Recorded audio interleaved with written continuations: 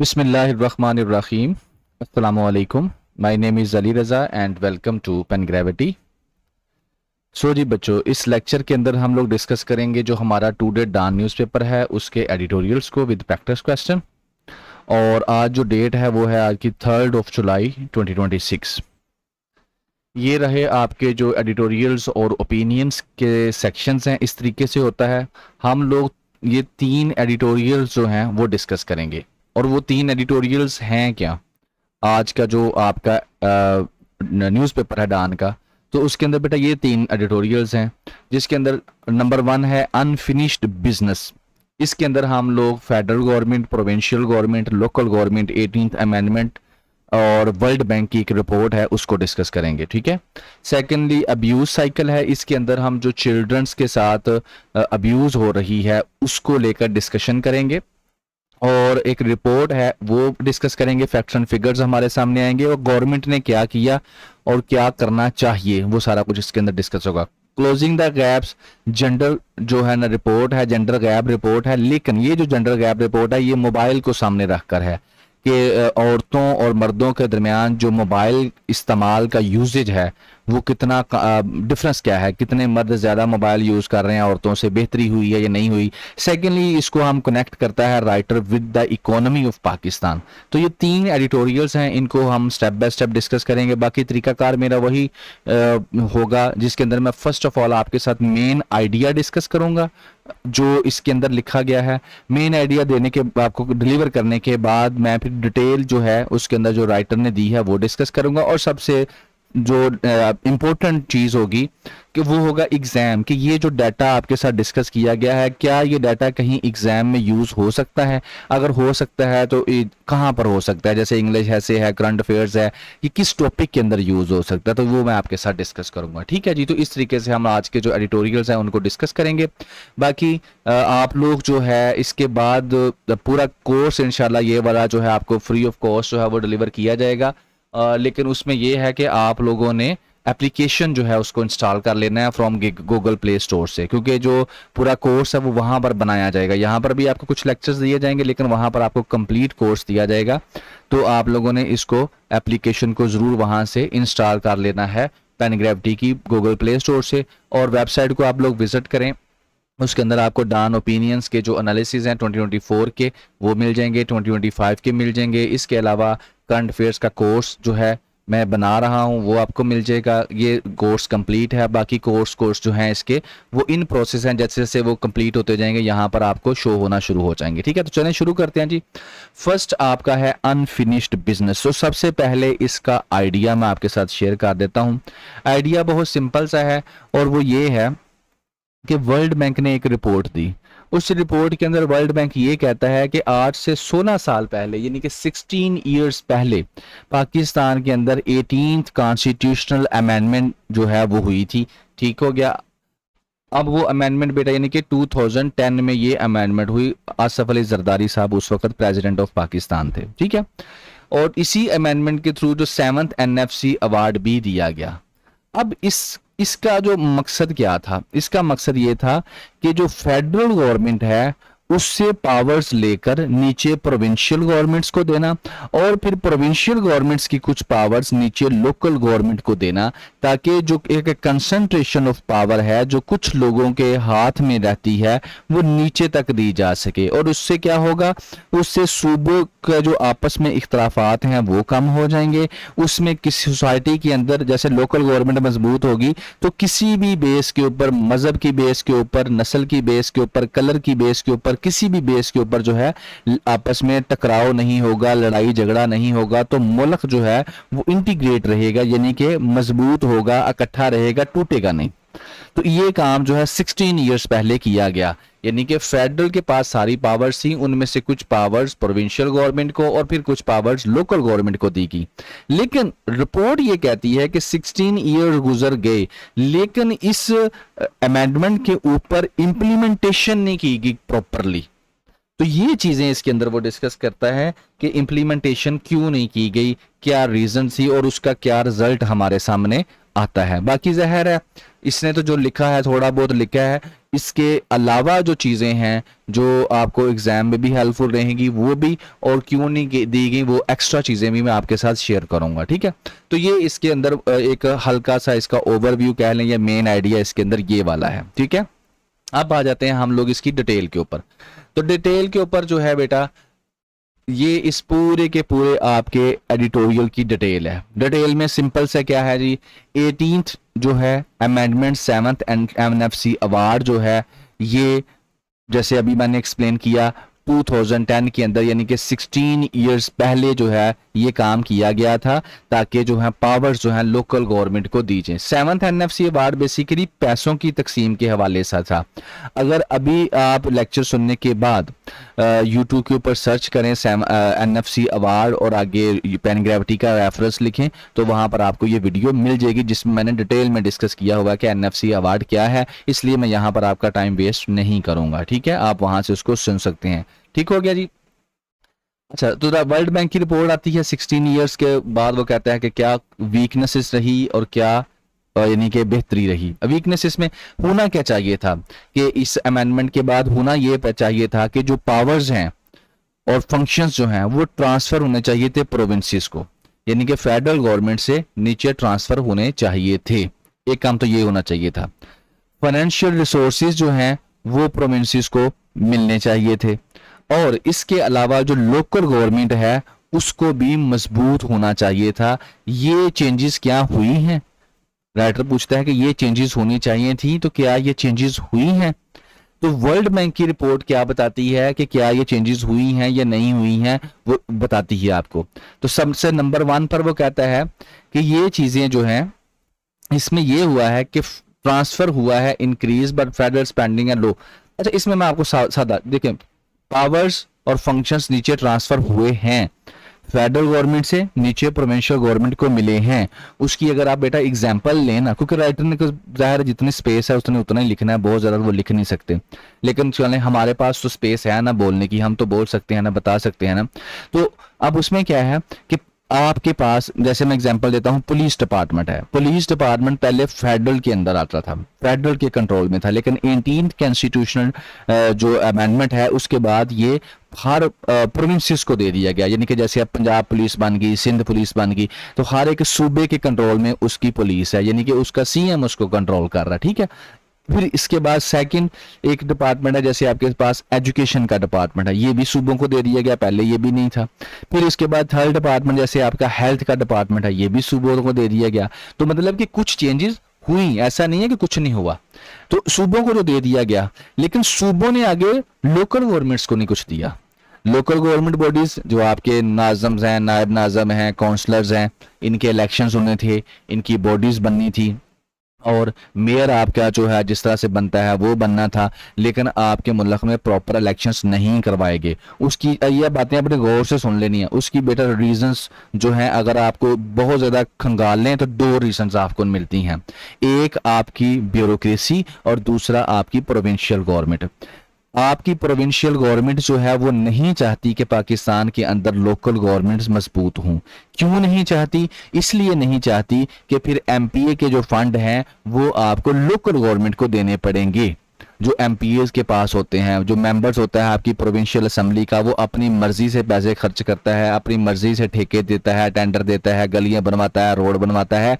फिर ये सारी चीजें किनके पास चली जाएंगी? लोकल गवर्नमेंट के पास। फंड्स लोकल गवर्नमेंट के पास चले जाएंगे। तो इसलिए आपकी जो आपकी प्रोविंशियल गवर्नमेंट्स हैं वो चाहती नहीं है कि लोकल गवर्नमेंट्स मजबूत हों, क्योंकि फेडरल से उन्होंने पावर्स ले ली हैं लेकिन आगे वो ट्रांसफर नहीं करना चाहते, ठीक है।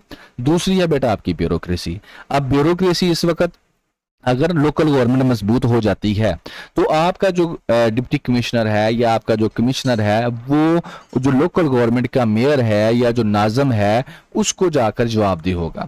आपने देखा होगा कि मुशर्रफ के दौर में पहले डीसी ऑफिस होता था, तो मुशर्रफ के दौर में डीसीओ ऑफिस हो गया, ठीक है, डिस्ट्रिक्ट कोऑर्डिनेटर ऑफिसर, यानी कि इस तरह से डिप्टी कमिश्नर था।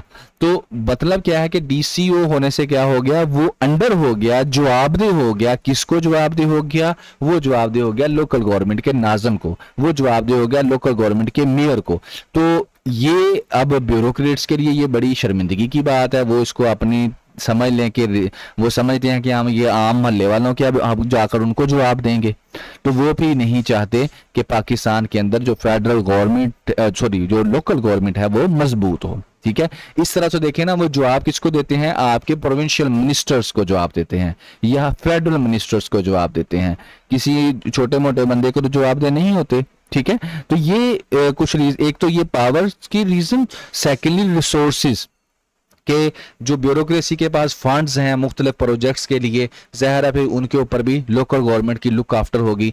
मुख्तलिफ किस्म के जैसे प्रोजेक्ट्स लगते हैं तो जाकर जो है ये उनकी मॉनिटरिंग करते हैं, उनकी अकाउंटेबिलिटी करते हैं, उनको चेकआउट करते हैं। तो अल्टीमेटली जब प्रोविंशियल लोकल गवर्नमेंट मजबूत हो जाएंगी तो वो सारा काम फिर वो करेंगे, नाज़म करेंगे, नायब नाज़म करेंगे, काउंसिल करेंगे, तहसील नाज़म वाला करेगा। तो फिर ये फिर काम जो है वो ज़ाहिर है इसी को भी पसंद नहीं है। So that is the main reason जो है अभी तक जो है आपके पास जो पावर जो है नीचे ट्रांसफर नहीं की जा रही। ठीक है, अच्छा अब देख लेते हैं कि वर्ल्ड बैंक क्या लिखता है। वर्ल्ड बैंक भी यही चीजें बेटा लिखता है।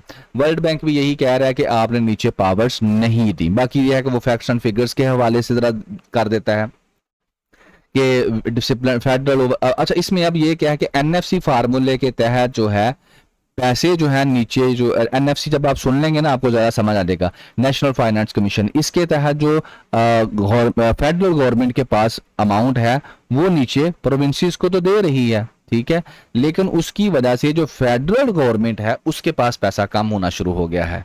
ज़ाहिर है फेडरल गवर्नमेंट का सबसे ज़्यादा अमाउंट जो है वो तो जाती है जो उसने हम लोगों ने फॉरेन डेट लिया हुआ है, जो कर्जा लिया हुआ है उसकी अदायगी में चली जाती है, इंटरेस्ट की अदायगी में चली जाती है।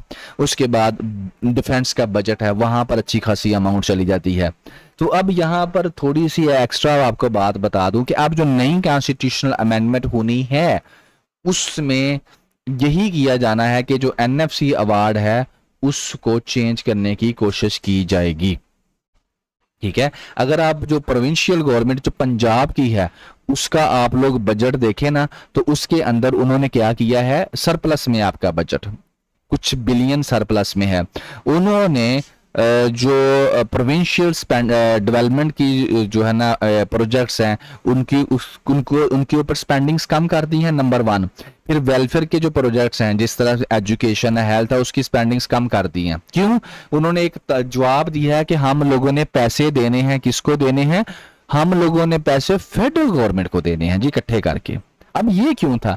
ये बेटा इसलिए था कि या तो फिर आप एनएफसी फार्मूले के अंदर चेंजेस करके जो प्रोविंसेस का शेयर है उसको कम करते। ठीक है, तो उसको कम करने से फिर क्या होना था, अल्टीमेटली जो फेडरल गवर्नमेंट है उसके पास पैसे ज्यादा चले जाने थे। जब फेडरल गवर्नमेंट के पास पैसे ज्यादा होने थे तो आपका डिफेंस का बजट अगर बढ़ता है तो परेशानी नहीं हुई थी। अब जब आपको आपकी जो स्टैब्लिशमेंट है या आपकी आर्मी जो है फेडरल को कहती है कि डिफेंस का बजट बढ़ाओ, तो फिर फेडरल कहती है मेरे पास तो पैसे ही नहीं है, मैं कहां से आपको बजट बढ़ा के दूं, कहां से आपको पैसे। मेरे जो मेन ये हैं कुछ सूबे ले जाते हैं ज्यादा पैसे, बाकी जो बचता है उसमें से मैं जो है ये डेट सर्विसेज भी दे देता हूँ, कुछ तुम्हें दे देता हूँ, कुछ मैं अपने मामला चला लेता हूँ, तो मैं आपको कहां से पैसे दूं। तो फिर उन्होंने कहा कि इस तरह से करते हैं कि सूबों की कटिंग करते हैं, सूबों को जो हम शेयर दे रहे हैं उसको कम करते हैं। लेकिन उसको कम करने के लिए फिर आपको एनएफसी अवार्ड चेंज करना पड़ेगा, और एनएफसी अवार्ड जो है नेशनल फाइनेंस कमीशन जो फार्मूला बनाया गया है उसको चेंज करने के लिए चारों सूबों की रजामंदी लेनी पड़ेगी, जो कि बहुत ज्यादा मुश्किल है। आपको पता है राइट नो जो पाकिस्तान के अंदर पीटीआई कहां पर है और बाकी सूबों के अंदर किस किस की गवर्नमेंट है, तो वो एक मुश्किल काम है राइट नो। तो उसका जब तक सोल्यूशन नहीं निकलता तब तक फिर उन्होंने अल्टरनेट में ये दिया कि चलें एनएफसी अवार्ड को नहीं छेड़ते, आप इस तरह से करें कि थोड़े थोड़े पैसे हमें इकट्ठे करके दें। तो उसके ऊपर अभी वर्किंग जा रही है, जिसके ऊपर पंजाब गवर्नमेंट ने क्या किया, ये अपना कहा कि मैं इसलिए पैसे जो है कम कर रही हूँ, मैंने उनको देने हैं। ठीक है, बहरहाल बातें यही थी बेटा जो मैंने आपको बता दी हैं। बाकी ये वर्ल्ड बैंक की रिपोर्ट के अंदर भी यही लिखा हुआ है, स्पेंडिंग पैटर्न जो है कि सूबों को ये कहा गया था कि ये अभी के लिए फेडरल गवर्नमेंट से पैसे लें और इसके साथ साथ अपना भी रेवेन्यू जनरेट करें, लेकिन सूबों ने क्या किया, अपना रेवेन्यू जनरेट नहीं किया। जैसे कि अब अगर मैं आपको एग्जांपल दूं, एक्साइज एंड टैक्सेशन का डिपार्टमेंट है पंजाब गवर्नमेंट का, वो प्रॉपर्टी टैक्स भी लेता है, ठीक है, बाकी टैक्सेस भी वो आपके ये टोकन वगैरह गाड़ियों के और वो भी सारे टैक्स को, तो ये एग्रीकल्चर पे भी टैक्स कलेक्शन हो रही है। तो ये सारे पैसे सूबे इकट्ठे कर रहे हैं, लेकिन उस लेवल पे इकट्ठे नहीं कर रहे कि उनको फेडरल की जरूरत ना पड़े। दूसरी फिर ज़ाहिर फजूल खर्चियाँ बहुत ज़्यादा हैं।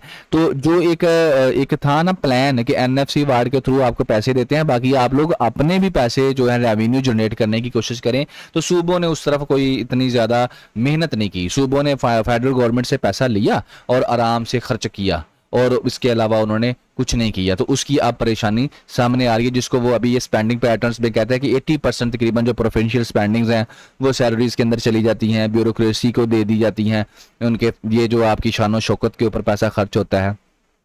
तो 18th कॉन्स्टिट्यूशन, अब मैं इसको कंक्लूड कर देता हूँ। 18th constitutional amendment 7th NFC ward के 16 साल बाद जो चीज़ें होनी चाहिए थी वो नहीं हुई, और ना होने की जो रीज़न है वो रीज़न ये नहीं है कि जनाबी अली वो फार्मूला गलत था, रीज़न ये है कि वो तरीका ठीक था लेकिन उसको फॉलो नहीं किया गया। उस तरीके को जिस तरह से फॉलो नहीं किया गया, उसकी वो इम्प्लीमेंट नहीं सही तरीके से किया गया। इम्प्लीमेंट क्यों नहीं सही तरीके से किया गया? क्योंकि क्यों कहाँ कहाँ गलतियां रही? वीक गवर्नेंस थी, पुअर कोऑर्डिनेशन थी, और अकाउंटेबिलिटी भी नहीं थी, ठीक है ना। तो इस वजह से ये सारा कुछ हुआ। तो अब करना क्या चाहिए, किस तरीके से आप लोग, अब ये किस तरह से आप जो लोकल गवर्नमेंट को मजबूत कर सकते हैं? तो आप प्रोविंशियल अपने रेवेन्यूज हर एक सूबा अपने बढ़ाए, ठीक है ना। फेडरल जो है वो अपने जो एक्सपेंडिचर हैं उसको रैशनलाइज करे, यानी कि देखे कहाँ पर मैंने पैसे खर्च करने हैं और कहाँ पर नहीं। एनएफसी फार्मूले के अंदर रिफॉर्म्स की जाएं, एनएफसी वार्ड जो है रेगुलर इंश्योर किया जाए, कभी कभी बनता है उसके बाद बनता ही नहीं है। लोकल गवर्नमेंट को क्या किया जाए, पावर्स जो है, पैसा जो है, फंड्स जो है ट्रांसफर किए जाएं, और कोऑर्डिनेशन जो है all tyres, federal government, provincial government, local government, इनके दरमियान कोऑर्डिनेशन होनी चाहिए, ठीक है ना। अब मैं अगर आपको पेपर की बेटा तरफ लेकर जाऊं, तो पेपर में ये डाटा जो है आप लोग कैसे, ये बातें जो मैंने आपको अभी बताई हैं वो कैसे यूज कर सकते हैं बेटा। ये बातें आपके जो इंटर प्रोविंस मामलात हैं उसमें आपको हेल्प करेंगे। सबसे बड़ी बात बेटा, गवर्नेंस की बात अगर आप करते हैं तो गवर्नेंस में जो है हमारी, अगर हम बात कर रहे हैं गवर्नेंस ठीक क्यों नहीं है, तो उसके अंदर एक चीज़ ये भी आती है कि लोकल गवर्नमेंट आपकी मजबूत नहीं है, ठीक है। फिर अगर आप बेटा डेमोक्रेसी के ऊपर लिखते हैं, तो डेमोक्रेसी की जो बेस ही लोकल गवर्नमेंट होती है, तो लोकल गवर्नमेंट आपके पास मजबूत है ही नहीं, ठीक है ना। फिर अकाउंटेबिलिटी की अगर आप बात करते हैं, तो अकाउंटेबिलिटी के लिए भी आपको लोकल गवर्नमेंट जो है ना वो प्रॉपर चाहिए। अब क्या हो रहे हैं, एमपीएस एमएनएस के जो फंड्स हैं वो ऊपर के ऊपर ही जा रहे हैं, लोगों को पता ही नहीं है कि क्या हो रहा है। इसमें आप लिख सकते हैं। फिर सबसे बड़ी बात बेटा, नेशनल इंटीग्रेशन, कि आपका जो मुल्क है, नेशनल इंटीग्रेशन, आपका मुल्क टूटेगा नहीं, जुड़ा रहेगा, मिला रहेगा। कब? जब पावर्स होंगी फेडरल के पास भी, पावर्स होंगी प्रोविंसेस के पास भी, और अगर पावर्स होंगी लोकल लेवल के ऊपर भी, लोकल गवर्नमेंट के पास भी। जब लोग महसूस करेंगे कि हमारे पास पावर्स हैं, जैसे मैं आपके अगर गली मोहल्ले के अंदर ये जो मॉडल्स है ना, बेसिकली अगर मैं इसको कहूँ, अगर अक्सर आपने सुना होगा वेस्टर्न कंट्रीज बहुत ज़्यादा साफ़ सुथरी हैं, जैसे आपका लंदन है, लंदन का मेयर भी सिलेक्ट होता है, तो वहाँ पर जो है ना आपका लोकल निज़ाम बड़ा अच्छा है, सफाई का निज़ाम बहुत ज़्यादा अच्छा है, बिजली का निज़ाम बहुत ज़्यादा अच्छा है, ठीक है, सिक्योरिटी का निज़ाम बहुत ज़्यादा अच्छा है, ये आपके पौधे वगैरह, बगात वगैरह ये बड़े प्यारे खूबसूरत वेल डेकोरेटेड हैं, गलियाँ बड़ी वेल डेकोरेटेड हैं, स्ट्रीट लाइट्स लगी हुई हैं, क्राइम बड़ा कम है। तो इन सब की एक ही रीज़न है वहाँ पर, कि वहाँ पर लोकल गवर्नमेंट का जो सिस्टम है बहुत ज़्यादा मजबूत है, ठीक है। लेकिन लोकल गवर्नमेंट का सिस्टम जब मजबूत होगा तो फिर क्या होगा, फिर लोकल गवर्नमेंट जो है खुद से टैक्स भी कलेक्ट करेगी, ठीक है, टैक्स कलेक्ट करेगी, फिर उन्हीं लोगों पे खर्च करेगी। और फिर आपको पता होगा कि आपके मोहल्ले में अगर कोई सफाई नहीं करने वाला आया तो मैंने किससे पूछना है कि वो क्यों नहीं आया, या आपके मोहल्ले में अगर डेवलपमेंट का काम नहीं हो रहा तो किससे मैंने पूछना है। तो इससे क्या होगा, पावर शेयरिंग होगी लोगों के दरमियान, जो अच्छा काम करेगा उसको वोट डाला जाएगा।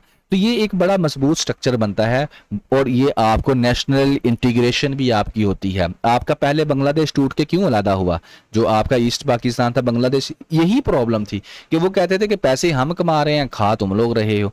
तो ये चीज़ें हैं, आपके घरों में क्यों आपको 2-3 भाई होते हैं तो क्यों अलग-अलग हो जाते हैं? The main factor is what? The main factor is economy, finance. एक भाई ज्यादा पैसे कमा रहा है, दूसरा भाई कम पैसे कमा रहा है, तो फिर सहूलतें सबकी बराबर हैं। अगर तो भाई अच्छा है तो वो कहता है कोई बात नहीं मेरा भाई है, लेकिन अगर वो थोड़ा कैलकुलेटेड माइंडसेट का है, प्रॉफिट लॉस देखता है, या उसकी वाइफ साथ इस तरह की है, तो फिर क्या होते हैं, घरों में क्लैशेस होते हैं, फिर घर बांट लिए जाते हैं। सो यही प्रॉब्लम चल रही है सोसाइटी में, छोटे लेवल्स के ऊपर भी और आपके मुल्क के लेवल के ऊपर भी। ठीक है, तो इस तरीके से आप ये डाटा, आपका जो पेपर है उसमें नेशनल इंटीग्रेशन के पॉइंट के अंदर यूज कर सकते हैं, डेमोक्रेसी के अंदर आप लोग यूज कर सकते हैं, गवर्नेंस के अंदर आप लोग यूज कर सकते हैं, और मल्टीपल अदर टॉपिक्स हैं। एजुकेशन को बेहतर करना है, लोकल गवर्नमेंट को मजबूत करो। हेल्थ को बेहतर करना है, लोकल गवर्नमेंट को मजबूत करो। और इसके अलावा दूसरे जो आपके जितने भी इश्यूज हैं उसके ऊपर आप कह सकते हैं लोकल गवर्नमेंट मजबूत होगी तो अकाउंटेबिलिटी अच्छी होगी, अकाउंटेबिलिटी अच्छी होगी तो परफॉर्मेंस बेहतर होगी। That's it. ठीक है बेटा, हो गया। अब चलते हैं सेकंड की तरफ। आइडियाज को मेरा देखें, इसके अंदर से मैंने आपको क्या डाटा निकाल के देना है, लिखा हुआ है। आप खुद भी जब मेरा ये लेक्चर सुन लेते हैं तो उसके बाद आप खुद से पढ़ा करें ताकि आपकी रीडिंग मजबूत हो। देखिए मैं आइडियाज तो आपको दे सकता हूँ, लेकिन यहाँ पर बड़े अच्छे अच्छे वर्ड्स का इस्तेमाल होता है जो आप अपनी राइटिंग में यूज कर सकते हैं। फिर ही आपकी राइटिंग मजबूत होगी ना, फिर ही आप ऐसे में पास करेंगे ना। तो उसके लिए रीडिंग जरूरी है। कम से कम इन एडिटोरियल्स को आप जरूर पढ़ लिया करें। और जब मैं आपको लेक्चर्स दे देता हूँ सुनने के बाद, उसमें ये हो जाता है कि सुनने के बाद जब आप पढ़ेंगे तो आपको थोड़ा ये आइडिया होगा कि मैं इसको क्यों पढ़ रहा हूँ, मैंने किस लिए पढ़ना है। ठीक है जी, क्या जी। अच्छा, बाकी जो मेरा हम शुरू से वही एक रक्स रहा है, एक कह लें कि मेरा जो पॉइंट ऑफ डिस्कशन रहा है वो आइडियाज़ की मेच्योरिटी है। इसलिए मैं इसके अंदर कोई वोकैबरी या ये चीज़ें नहीं करता, मेरा फोकस होता है आइडियाज़ के ऊपर। आपने पढ़ा, लेकिन आपको पढ़ने के बाद ये भी तो पता होना चाहिए कि ये पेपर में कहाँ इस्तेमाल होगा। पढ़ तो लिया, सबसे बड़ा इशू यही होता है। हम लोग खुद फेस यही करते थे, तो पढ़ को तो लिया। और सबसे बड़ी जो मिस्टेक हमसे भी होती थी, ज्यादा बच्चों से होती थी, ये नहीं है कि बच्चे मेहनत नहीं करते, सारे कॉम्पिटिटिव एग्जाम्स के बच्चे मेहनत करते हैं। कई ज्यादा पढ़ लेते हैं पर लेकिन फिर भी नहीं होता, क्योंकि वो इररेलीवेंट पढ़ रहे होते हैं। इररेलीवेंट पढ़ रहे होते हैं। इररेलीवेंट कैसे पढ़ रहे होते हैं? वो पढ़ लेते हैं, यहाँ से डाटा भी निकाल लेते हैं, लेकिन वो डाटा किसी इस्तेमाल का नहीं होता। तो मेन चीज यही होती है। ठीक है। अच्छा, child abuse cycle. Abuse cycle के अंदर वो क्या कहता है कि जो हमारे बच्चे हैं उनके साथ ज्यादती हो रही है। जिस तरह से बच्चों के साथ ज्यादती की जाती है, बदफेली की जाती है, जना किया जाता है, पोर्नोग्राफी बनाई जा रही है। ठीक है, बच्चों के ऊपर तशद्दुद भी हो रहा है। तो वो कहता है ये चीजें हो रही हैं पाकिस्तान के अंदर और ये रुकने का नाम नहीं ले रही। तो गवर्नमेंट ने अब तक क्या किया, और जो किया उसका रिजल्ट क्या है? उसका रिजल्ट ये है कि अभी भी ये सारा कुछ हो रहा है। तो फिर वो कहते हैं कि गवर्नमेंट ने जो किया वो कहां पर गवर्नमेंट ने मिस्टेक्स की, तो वो हम देखेंगे। और दूसरा इसका जो है इफेक्ट्स हम देखेंगे, जो सबसे इंपॉर्टेंट है हमारे पेपर के हवाले से। क्योंकि गवर्नमेंट को तो आप किसी भी चीज में देख लें, परफॉर्मेंस जो है वो इतनी अच्छी नहीं है। पाकिस्तान में लोगों को खुद ही कुछ ना कुछ करना पड़ता है। जिंदा एग्जाम्पल आपके सामने, बिजली का बहरान आया, लोगों ने खुद से सोलर लगा लगा कर अपने घरों के छतों के ऊपर सोलर लगाए और अपने लिए थोड़ी आसानियां पैदा की। और उसका क्रेडिट किसने लिया? पाकिस्तान की गवर्नमेंट ने। जब आपकी जो ये मीटिंग्स होती हैं इंटरनेशनल फर्म्स के ऊपर, तो वहां पर बताया जाता है कि पाकिस्तान के अंदर एक बहुत बड़ा, यानी कि दुनिया के अंदर समझ लें कि इनकलाब है कि इतने गीगावाट्स का पाकिस्तान के अंदर सोलर सिस्टम लगाया गया। तो ये लोगों ने खुद लगाया भाई। इसी तरीके से आप लोग भी जहां पर हैं, जिस कंडीशंस में भी हैं, मेजोरिटी ऑफ पाकिस्तानीज खुद से ही अपने मामला मैनेज कर रहे हैं। और पाकिस्तान में क्यों नहीं हो रही चीजें ठीक? गवर्नेंस स्ट्रक्चर बेहतर नहीं है। गवर्नेंस स्ट्रक्चर को पावर्स नीचे देना ही नहीं चाहता, जैसे हमने ऊपर डिस्कस की। चलें बहरहाल इसको अब डिस्कस करते हैं, चाइल्ड अब्यूज इन पाकिस्तान में। अच्छा, चाइल्ड अब्यूज जो है उसमें क्या कहता है? उसमें यह बताता है कि अभी एक रिपोर्ट है, उस रिपोर्ट में यह बताया जाता है कि 2024 में क्या होता है, 2003 बच्चे जो हैं एक साल में पाकिस्तान में केसेस जो हैं वो रजिस्टर होते हैं। ठीक है, और अभी 4200 प्लस जो हैं वो हमारे सामने आ रहे हैं। अब ये प्रोविंसेस वाइज बताता है। पंजाब में सबसे ज्यादा होते हैं 1549, सिंध में 330, केपी की में 91 और अदर एशिया में 33। अब जो होता क्या बेटा, जो नया बच्चा आता है ना कंप्यूटर एग्जाम्स में, अब वो इन चीजों को निकाल के याद करना शुरू करता है, मेमोराइज करता है। वो इसको भी वो अपनी तरफ से कहता है कि मैं ज्यादा लगाऊं। बेटा कुछ नहीं, अब इतना करेंगे तो हम नंबर्स तो हम तो रह गए फिर गेम।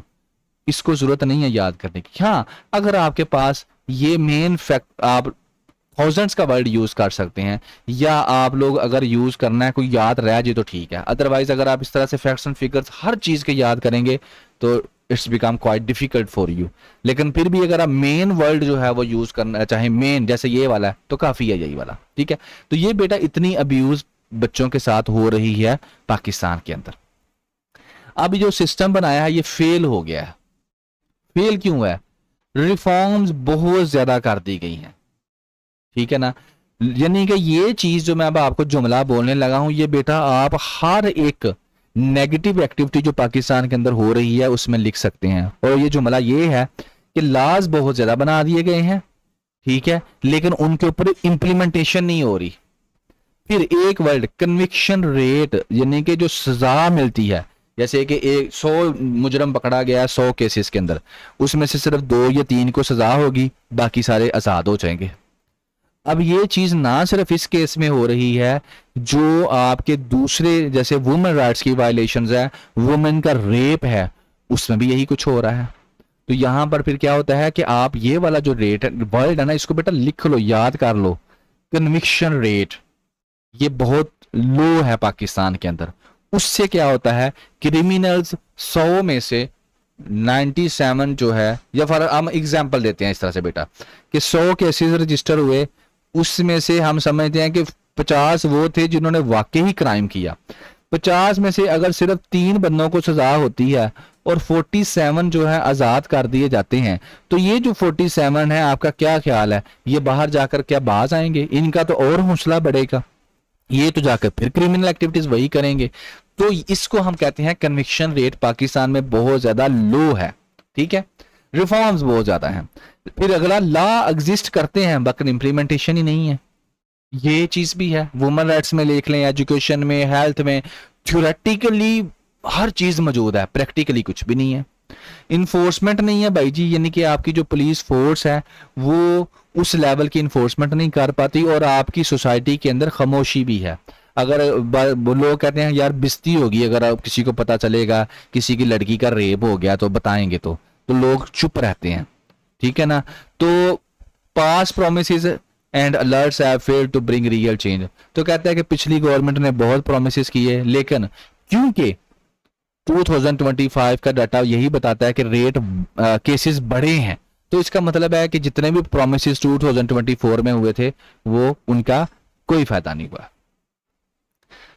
बहरहाल लॉज हैं लेकिन बच्चे सेफ नहीं है। पंजाब ने अब कहा है कि हम लोग एक पूरा विंग बना देंगे इसके लिए, जो पहले भी कहते रहते हैं, तो कोई फर्क नहीं पड़ता। फिर वो कहता है कि कसूर का स्कैंडल आपको याद होगा 2015 का, तो उसमें बेटा क्या हुआ था, उसमें हंड्रेड्स ऑफ चिल्ड्रन जो थे उनकी पोर्नोग्राफी वाली वीडियोस जो हैं वो बनाकर, यानी कि बच्चों के साथ बदफेली की वीडियोस बनाई जाती थी, उनको डार्क वेब के ऊपर या पोर्नोग्राफी की जो वेबसाइट्स हैं वहां पर सेल किया जाता था और अर्निंग की जाती थी।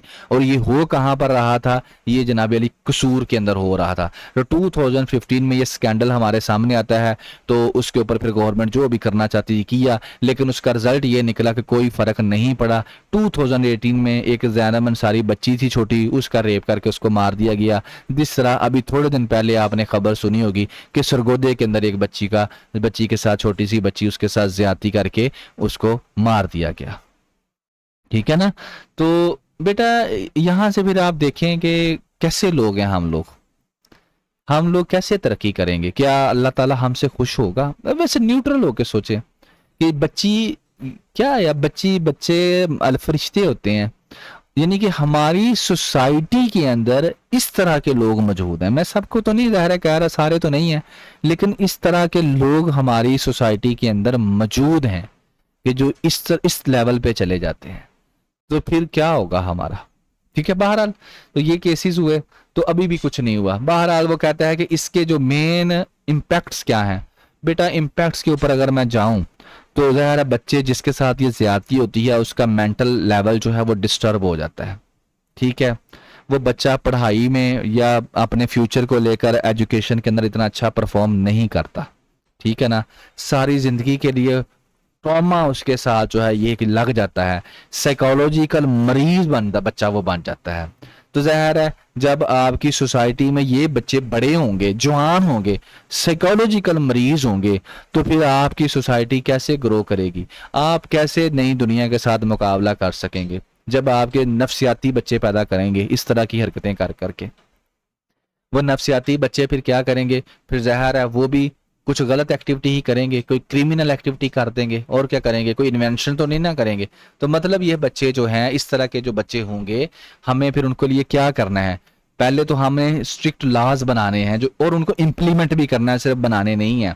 ये जो बच्चे जिनके साथ ज्यादती हो जाती है, इनको इनकी प्रोटेक्शन करनी है, इनको सपोर्ट करना है इनकी फैमिलीज को, ताकि ये इस चीज़ को भूल जाएं। अवेयरनेस देनी है, एजुकेशन देनी है, कम्युनिटी को बताना है कि अपने बच्चों की किस तरह, अपने अकेले बच्चों को बाहर ना भेजें, अपने बच्चों की हिफाजत करें। और पुलिस रिफॉर्म्स करनी है, और फिर अकाउंटेबिलिटी भी करनी है कि जो ये काम करता है उसको सख्त से सख्त सजा दी जाए। और चाइल्ड सेफ्टी जो है उसको हर लेवल के ऊपर जो है आपने उसको प्रमोट करना है। बेटा इस चीज़ को, चाइल्ड अब्यूज़ को, आप चाहें तो इकोनॉमी से लिंक कर लें, आप चाहें तो पॉलिटिक्स से लिंक कर लें, आप चाहें तो सोसाइटी से लिंक कर लें, और आप चाहें तो पाकिस्तान की सिक्योरिटी से लिंक कर लें, जिसके साथ मर्जी लिंक कर लें, लेकिन लिंक करना आना चाहिए। इकोनॉमी के साथ कैसे लिंक होगा? नफ्सियाती मरीज पैदा होंगे तो कोई इन्वेंशन करेंगे, कोई प्रोडक्टिविटी करेंगे, कोई ऐसी चीज बना के आपको देंगे जिससे आपका मुल्क जो है वो ग्रो करे? नहीं। पॉलिटिक्स, इनको क्या पता होगा कि डेमोक्रेसी क्या है, या ये क्या अच्छे लीडर बन सकेंगे किसी भी फील्ड के अंदर? नहीं। सोसाइटी के अंदर ये क्या करेंगे जब ये बड़े होंगे? अल्टीमेटली जब ये नफ्सियाती मरीज होंगे तो आप इनसे कुछ भी एक्सपेक्ट कर सकते हैं, कुछ बुरा भी कुछ अच्छा भी। सिक्योरिटी, जिस तरह से ब्रेन वॉश होता है, तो इन बच्चों का तो इजीली ब्रेन वॉश हो जाता है जिनके साथ आप पहले ही ज्यादती कर चुके होते हैं, जिसके साथ स्टेट ज्यादती कर रही होती है। तो ये इस तरह से आप चीज़ों को लिंक करें। ठीक हो गया जी? नेक्स्ट आ जाते हैं आपका closing the gap. Closing the gap मतलब कि गैप कम हो रहा है। बात यहाँ पर वो जेंडर गैप की करता है। अब जेंडर गैप को किस एंगल में वो डिस्कस करता है? मोबाइल के एंगल में डिस्कस करता है। अब मोबाइल के एंगल में वो क्या डिस्कस करता है? वो कहता है कि अब पाकिस्तान में ये हो रहा है, पहले क्रक्स आप सुन लें ताकि आपको समझ आ जाए कि ज्यादातर जो औरतें हैं पहले औरतें जो थी, कम औरतों के पास मोबाइल था। अब ज्यादा औरतों की जो असेस है वो मोबाइल तक आ गई है, ज्यादा औरतें मोबाइल जो है वो इस्तेमाल करना शुरू हो गई हैं। तो इससे जो गैप था वो कम हो गया है। बात आ गई समझ? हाँ, बस इसमें इतनी सी वो बात करता है। नेक्स्ट वो बात इसको लिंक करता है पाकिस्तान की इकोनॉमी के साथ। वो कहता है कि जब औरतों के पास मोबाइल आ चुका है, ठीक है, वो इस्तेमाल कर रही हैं। नेक्स्ट फिर ज़ाहिर है उनके पास इंटरनेट की कनेक्टिविटी है तो इस्तेमाल कर रही हैं। सिंपल मोबाइल का किसी ने क्या इस्तेमाल करना है? तो जब इंटरनेट की कनेक्टिविटी उनके पास है तो इट्स मीन कि they are part of information technology economy. कि आईटी की दुनिया का के साथ वो कनेक्ट हो गई हैं। अब जब वो आईटी की दुनिया के साथ कनेक्ट हो गई हैं, so they can use that technology, that mobile, that internet connectivity to earn money, to support family, to for the growth of the country. ठीक है? तो वो ये इस तरह से वो डिस्कस करता है इसको। तो और साथ में जो प्रॉब्लम्स हैं वो भी डिस्कस करता है। ठीक है? कि ज़्यादा औरतों की कनेक्टिविटी का मतलब है पाकिस्तान की ज़्यादा औरतें जो हैं वो पाकिस्तान की इकोनॉमी के अंदर पार्टिसिपेट कर सकेंगी। तो डिस्कशन में क्या कहता है? जेंडर गैप का जो नैरो हो गया है, लेकिन ओनरशिप अभी भी लड़कियों के पास कम है। जैसे एक शादीशुदा औरतें हैं, आपको ही पता है बाज़ मिडिल क्लास फैमिलीज के अंदर के, या प्राइमरी लेवल या कोई भी लेवल है, ये it's depend upon the environment of the home कि वहाँ पर कैसी इन्वायरमेंट है। ठीक है?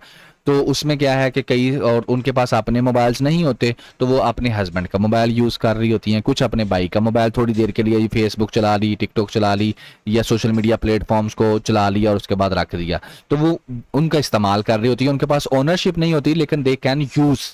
ठीक है? तो ये वो बताता है।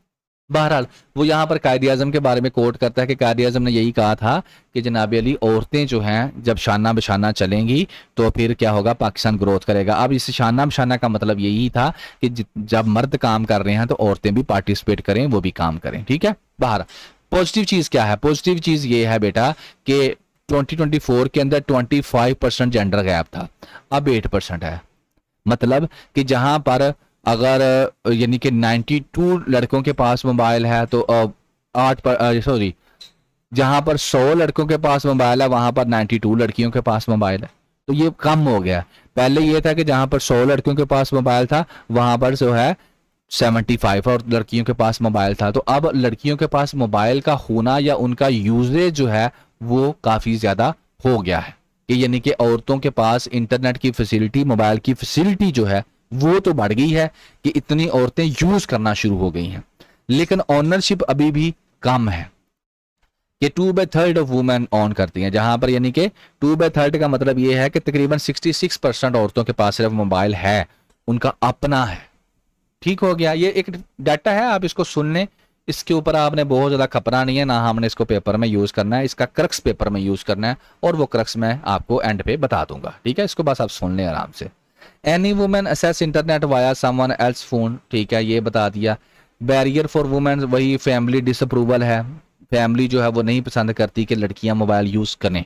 उसकी रीज़न जो है वो आप सबको पता है, मुझे बताने की ज़रूरत नहीं है कि वो बस यही एक हर्डल है कि मोबाइल फ़ोन यूज़ करेंगी, सोशल मीडिया प्लेटफॉर्म्स हैं, वहाँ पर पता नहीं क्या क्या दिखाते हैं, लड़कियां किसी यानी कि क्या है, हमारे घर की इज्जत है, कहीं कोई प्रॉब्लम ना हमारे लिए जनरेट हो जाए। तो इस तरह की ये जो है, हालांकि लड़के हों या लड़कियां हों, इट्स डिपेंड अपॉन कि वो यूज़ कैसा करते हैं। ठीक है ना, सारी लड़कियां बुरी नहीं होती, सारे लड़के बुरे नहीं होते, सारी लड़कियां अच्छी नहीं होती, सारे लड़के अच्छे नहीं होते, हर किसी का अपना अपना सिस्टम है, सारे इंसान है। ठीक है, लेकिन क्योंकि औरतों और लड़कियों के लिए ज़्यादा कॉन्शियस होते हैं घर वाले कि ये कहीं कुछ गलत ना कर दें, क्योंकि ये हमारी इज्जत है, हमारे लिए बड़ी परेशानी की बायस बन जाएंगे, तो उसके ऊपर फिर रिस्ट्रिक्शंस उनको फेस करनी पड़ती हैं।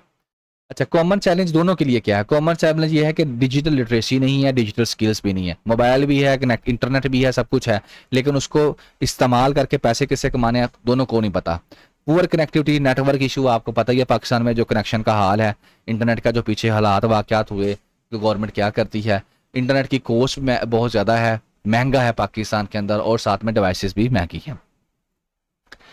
घर के अंदर 24% जो औरतें हैं उनको क्या कर, पाकिस्तानी वुमेन जो है वो मोबाइल इंटरनेट जो है रेजिस्टेंस फेस कर रही हैं। हस्बैंड हो सकता है, फादर हो सकता है, घर वाले हो सकते हैं।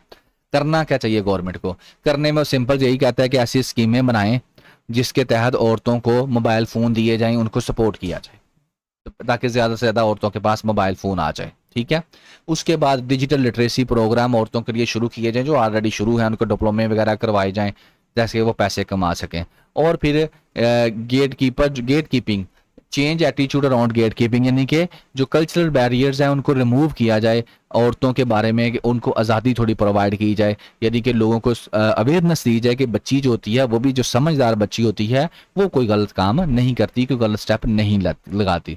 Make it a policy priority, ये इसको एक पॉलिसी प्रायोरिटी बनाया जाए कि वुमेन जो है वो इक्वली जो है डिजिटल इकोनॉमी के अंदर आ सके। अब आ जाते हैं बेटा, ये सारी बातें मैंने आपको सुना दी, कुछ आपको मेरी समझ आ गई होंगी, कुछ हो सकता ना समझ आई हो, लेकिन मैंने सादा समझाया। ओ सॉरी, मैंने ये वर्ड पावर लिख दिया। वर्ड ये है कि अब इसको पेपर में बेटा कैसे इस्तेमाल करना। बेटा इसके अगर मैं सारे का बताऊं तो इसमें एक ही बात है कि औरतों के पास मोबाइल जो है, इस्तेमाल औरतों का बढ़ गया है, ओनरशिप भी बढ़ गई है। ठीक है, लेकिन क्योंकि डिजिटल एजुकेशन, डिजिटल लिटरेसी नहीं है, स्किल्स नहीं है, तो इसकी वजह से वो पैसे नहीं कमा पा रही। तो गवर्नमेंट क्या करे, सपोर्ट करे, फाइनेंस करे औरतों को मोबाइल प्रोवाइड करने में, और उसके बाद औरतों को डिजिटल एजुकेशन प्रोवाइड की जाए ताकि वो उसका इस्तेमाल करके पैसे कमा सकें। और ये सीधा सीधा आपका इकोनॉमी की ही वो बात करता है, यानी कि वुमेन की बात होगी in term of technology, in term of economy.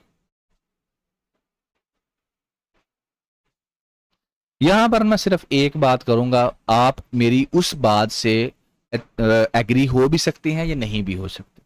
ठीक है, बात सिंपल है, जितना डॉन न्यूज़पेपर आप पढ़ लें या जितना भी आप कह लें कि ये लीड मेंटालिटी जिसको हम लोग बोलते हैं, पेपर मेंटालिटी बोल लें आप उसको, ये आपने पेपर में नहीं लिखना काइंडली, लेकिन अपनी क्रिटिकल अप्रोच के लिए अपने पास रखना है। पेपर में आपने यही लिखना है कि जनाबी अली औरतें जितनी ज़्यादा इकोनॉमी के अंदर पार्टिसिपेट करेंगी उतना ज़्यादा पाकिस्तान की इकोनॉमी बेहतर होगी। ये आप अपने ज़हन में बैठा लें, क्योंकि कुछ चीज़ों के ऊपर हमें बुकिश रहना पड़ता है।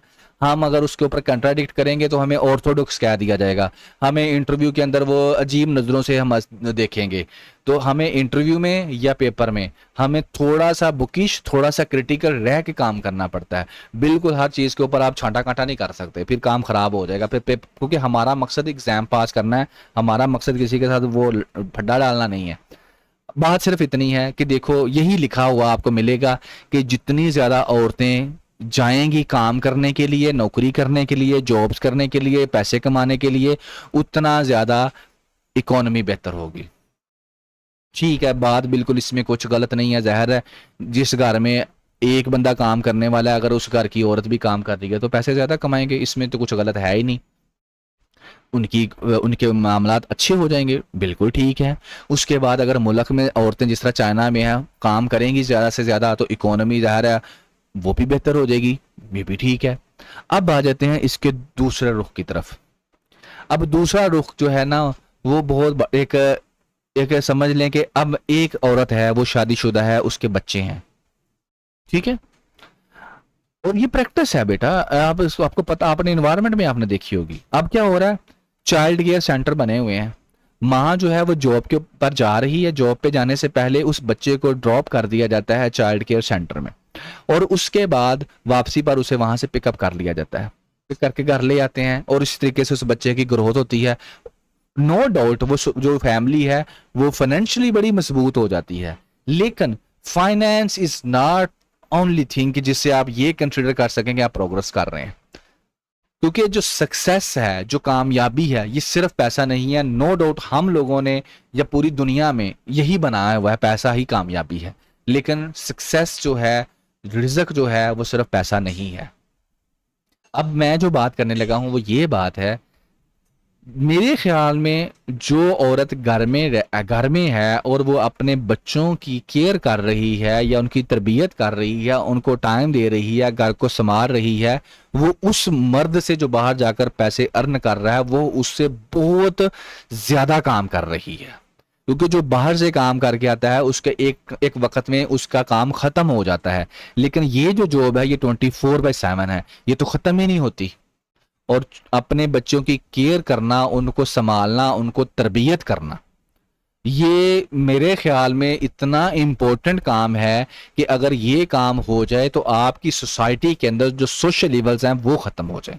जैसे अभी हमने ऊपर अपना डिस्कस किया चाइल्ड अब्यूज़।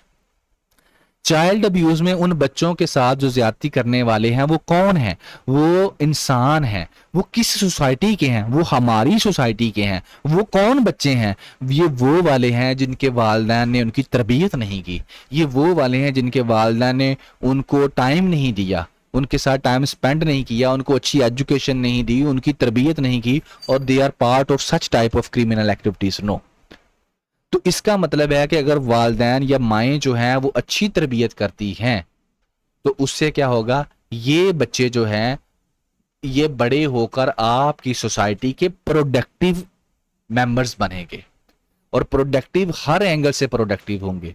जब तरबियत, बच्चे की अच्छी तरबियत होगी और वो उसकी माँ अच्छी तरबियत करेगी, जिस तरह से अक्सर वुमेन राइट्स की वायलेशंस के ऊपर कहा जाता है कि बच्चे की जब तरबियत अच्छी होगी तो वो अपनी बीवी की इज्जत करेगा, वो अपनी बीवी के राइट्स की वायलेशन नहीं करेगा, उसके ऊपर तशद्दुद नहीं करेगा, बहनों का हक नहीं खाएगा, भाइयों का हक नहीं खाएगा, ठीक है, अपनी बेटियों की क्या करेगा, उन शफकत करेगा उनके साथ।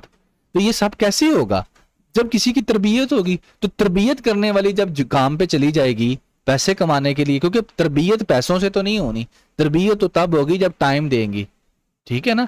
लेकिन ये वो वाला एंगल है जो एक रियलिस्टिक एंगल है, लेकिन इस एंगल को आप मे भी कहीं यूज कर पाए, ठीक है ना।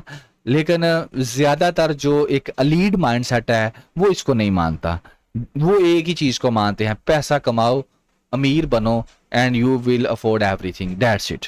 यही यहाँ पर लिखा हुआ है कि औरतों को मोबाइल के साथ कनेक्ट करें और मोबाइल के साथ पैसा अर्न करें, और फिर बात वही आ जाती है कि फिर मोबाइल के साथ पैसे कैसे अर्न कर रही है हमारी ज़्यादातर सोसाइटी।